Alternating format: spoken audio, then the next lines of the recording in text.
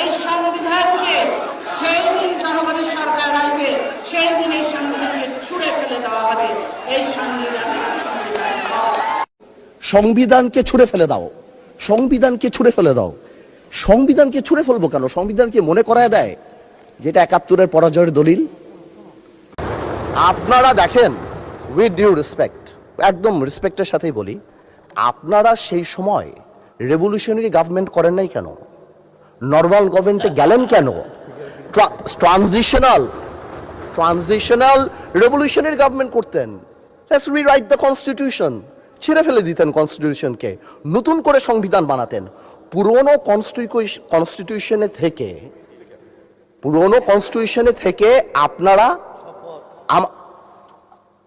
কনস্টিটিউশনে থেকে আপনারা সংবিধানকেই বাতিল করে দিতে যাচ্ছেন। এটা আসলে হয় না। It is unique. The revolution was unique. এর পরবর্তী government was unique. And what we had a quasi-constitutional government. Doctrine of necessity তে আমরা কখনো কনস্টিটিউশনকে সম্মান দিয়েছি।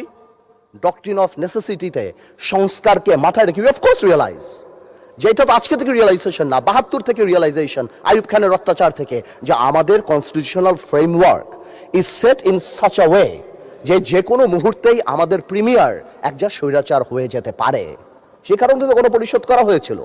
কিন্তু আজকেও সেটা আমরা দেখছি যে সেটা করতে যে দেখা গেছে রাষ্ট্রপতির ক্ষমতা কমাতে যে আমরা প্রধানমন্ত্রী বা ক্যাবিনেটের ক্ষমতা অনেকাংশে বাড়িয়ে দিয়েছি। দ্যাট ইজ দ্য ইস্যু, আর তো কিছু ছিল না।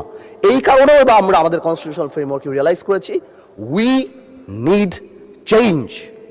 আমরা মনে করি, বাট আমরা আজকে এখানে, আমরা পলিটিশিয়ান, আমাদের মাথায় রাখতে হবে that we must mitigate the harshness of the relevant provisions of the Constitution. At the same time, we must uphold the spirit of July. এই ব্যালেন্স আমাদেরকে করতে হবে। কিন্তু আপনারা তো আমাদেরকে লগার সেটে পাঠিয়ে দিচ্ছেন।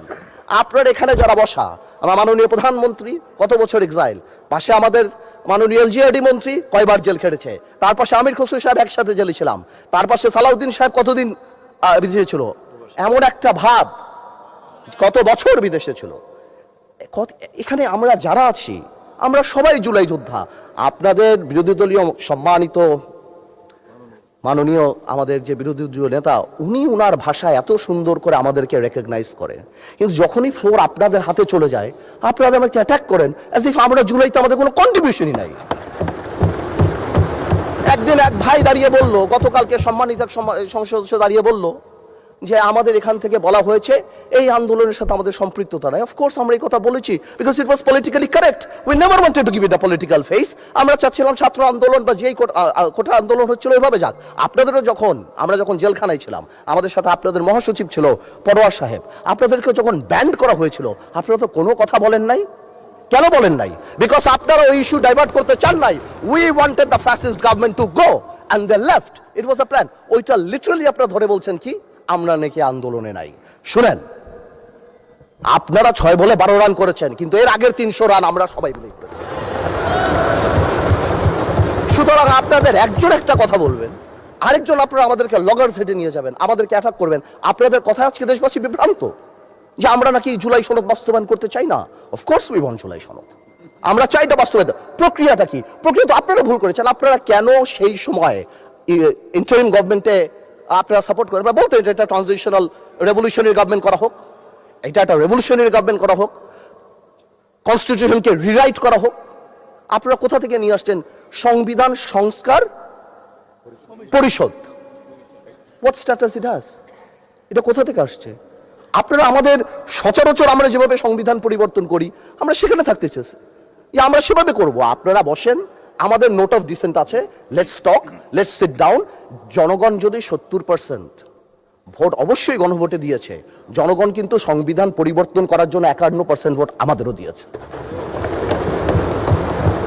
তো সেটাও তো গণভোট, অফকোর্স গণভোট। এই যে আপনারা অনেকে বলেন অবৈধ, আমি অবৈধ বলতে চাই না, ইটস টু হার্শ, রিগরাস, বাট এটা সত্যি। এটা it cannot be traced back in the constitution, so it is a mere unconstitutional thing. আপনারাই তো বলছেন অবৈধ, আমি তো ইলিগাল বলতে চাই না, বিকজ এই গণভোট আমরা চেয়েছি, is a gesture of ours, যে we want to involve the people of the country. আমরা জনগণকে সম্পৃক্ত করতে চেয়েছি, এই কারণে আমরা গণভোটে রাজি হয়েছি, আমরা চেয়েছি। এখন গণভোটে আপনাকে একটা কথা বলি, আসলে বলা উচিত না, ইন্টারিম গভর্নমেন্ট তো আমাদেরই ছিল, কিন্তু কিছু টেকনিক্যাল লেকুনা, কিছু পলিটিক্যাল ব্লাফ তো আমরা পেয়েছি। যেমন আপনারা গণভোটে ব্যালটে 4টা কথা বলেছেন। আচ্ছা চিন্তা করেন তো ভাই, একটা ভোটারের কাছে যদি আমি জিজ্ঞেস করি যে আমি একটাতে ভোট দিতে চাই না, I do not agree with one of the provision, আমি কি করব? হ্যাঁতে ভোট দিব না নাতে ভোট দিব? জবাব নাই। আপনি আমাকে বাধ্য করেছেন, আপনার জনগণকে বাধ্য করেছেন। তাহলে আপনি এখানেই প্রথম থেকে বলে দিচ্ছেন সংসদজনিত নিম্নলিখিত প্রস্তাব সমূহের প্রতি আপনার সম্মতি জ্ঞাপন করিতেছেন না। তার মানে এই আদেশ, যেটাকে বারবার ইল্লিগাল বলা হয়, আমার ভাই আইনও দিল, ওই আইনের ব্যাপারে আমি আসতেছি। তো এই আদেশে এতগুলি আদেশ, এর মধ্যে থেকে মাত্র মাননীয় স্পিকার 4টা নিয়ে আপনি গণভোট করলেন, মানে বাকি আদেশের তো দাম নাই, এটা আপনি বলে দিলেন। ইউ অনলি নিড কনসেন্ট, মাত্র এই 4টে আপনি জনগণের রায় ছিলেন। আর আপনার যে বাকি প্রভিশনগুলি আছে সেগুলি রায় কোথায়? সেগুলি আপনি চান নাই। তার মানে you yourself undermine the provision of the আদেশ অফ দ্য অর্ডার। তাহলে আপনি সবই আনতেন, আপনি লাস্টে এই গণভোটের লাস্টে আপনি লিখে দিতেন যে আমরা জুলাই সনদ যেভাবে এমবেডেড করব, যেভাবে আমরা অন্তর্ভুক্ত করব। Excuse me, you can do this brother. Okay, thank you মাননীয় সংসদ সদস্য, থ্যাংক ইউ। আপনি, thank you for disturbing brother, you successfully destroyed my flow. Anyways, আপনি এই 4টা যে লিখে দিলেন, মাননীয় সদস্য আপনি স্পিকারকে অ্যাড্রেস করে বলেন, আই এম সো সরি, ওদেরকে অ্যাড্রেস করবেন না। আসলে একটু আবেগ বিবেক দুইটার মিশ্রণ হয়ে যায়, তো এটা ঝামেলা হয়ে যায় আর কি। স্বাভাবিক, এই আবেগ যদি আমাদের মাননীয় স্বরাষ্ট্রমন্ত্রী শুধু আর একমাত্র বলেছে যে আবেগের জায়গা না, এতেই একদম ধ্বংস করে দিয়েছে বাংলাদেশের সোশ্যাল মিডিয়া যা আছে। তো আমি তো একটু আবেগ দেখাতেই পারবো মাননীয় স্পিকার। তো এনিওয়েজ, আমি coming back to the point, 4টা প্রভিশন যে দেয়া আছে গণভোটে মাননীয় speaker, if you carefully go through peruse it, এখানে আরেকটা দিয়ে দিলেই পারতো যে এই সকল পরিবর্তন, জুলাই সনদের সকল পরিবর্তন আনা হবে এই সংবিধান সংস্কার কি বলে পরিষদ গঠনের মাধ্যমে। তাহলে তো পারপাস হতো, তো সেটা আপনি করেন নাই। যখনই আপনি এইটা ভোটে ফেলেন নাই, তার মানে there is option then I can overlook it and uphold the constitution of the country. এই রেভলিউশনকে আমরা শ্রদ্ধা করি, 17 বছর আমরা কষ্ট করেছি। এখানে আমার ভাইয়েরা অনেক বেশি কষ্ট করেছে, আমরা জেলে গিয়েছি, আন্দোলনে ছিলাম, 20 দলে ছিলাম, 4 দলে ছিলাম, অনেক আগে থেকে। আমরা চাই না, কিন্তু এই যে একটা প্রক্রিয়া, সংবিধানকে ছুঁড়ে ফেলে দাও, সংবিধানকে ছুঁড়ে ফেলে দাও। সংবিধানকে ছুঁড়ে ফেলবো কেন? সংবিধানকে মনে করায় দেয় যেটা 71-এর পরাজয়ের দলিল। আমি সংবিধান কেন ছুঁড়ে ফেলে দেবো? এই সংবিধান দিলে গাত্রদাহ কেন হবে?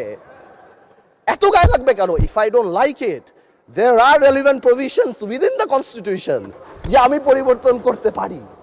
আমার দরকার কি যে আমি এটাকে ছুঁড়ে ফেলে দেবো? মাননীয় স্পিকার আজান দিচ্ছে, should I come back? মাননীয় সদস্য আপনি শেষ করেন, আচ্ছা, তারপর বিরতি দেব। আমি শেষ করি। তো আমি সেটাই বলছি, আমি আরো অনেক টেকনিক্যালিটিতে যেতে পারতাম, আইনে যেতে পারতাম। আই এম শিওর আমাদের সম্মানিত সদস্য আইনমন্ত্রী সাহেব আছেন, উনি কথা বলবেন। আমি শুধু একটা জেনারেল কথা বলি, ইউনিটি ইজ দ্য কি। এবং আগেও যেটা বলছি, এখনো সেটা বলি, দ্যাট সংবিধানের উপরেও আমাদের রেসপেক্ট থাকতে হবে।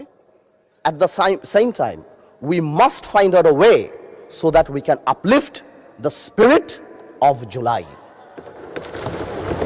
এবং এই কাজ আমাদের, to see between the lines, to draw between the lines, to balance between the lines, আমরা পলিটিশিয়ান, এটা আমরা করব। কিন্তু কোনোভাবেও আমাদেরকে লগর সেটে ফেলে জুলাইয়ের বিরুদ্ধে অবস্থান যদি নিতে যান, তাহলে আপনারা কোনোদিন সাকসেসফুল হবেন না। আপনারা যদি এই জুলাইয়ের উপর মাথায় কাঁঠাল রেঙে, আর এনসিপি যে আমাদের দল, আমাদের হিরোরা যারা যুদ্ধ করেছেন, যারা এখানে আছেন, তাদেরকে বলে দিই, আপনারা জেনজিকে রিপ্রেজেন্ট করেন, জামাত জেনারেশন হয়ে যান না। Look at the eyes of the people. আপনারা জামা স্পিকার না নতুন মাননীয় স্পিকার, মাননীয় সদস্য আপনি বলতে থাকেন। আমি বলতে স্পিকারকে অ্যাড্রেস করেন, স্পিকারের দিকে তাকান। আমি Don't আমার look at them. এনসিপির ভাইদের বলতে চাই যে আপনারা পজিটিভ পলিটিক্স নিয়ে আসবেন। আর এক ভাই বলেছিল বিরোধী দলের সদস্যরা বক্তা যখন বক্তৃতা দেয় তাকে ডিস্ট্রাক্ট করার চেষ্টা করবেন না, কোনো কমেন্ট আমাদের- করবেন না। Please listen to him, you will get your turn. হ্যাঁ there's a possibility।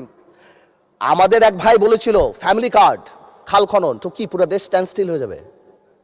হ্যাঁ, পুরো দেশ স্ট্যান্ড স্টিল, সারাদিন আমরা এটা করব, এই আমাদের কাজ। This is absurd.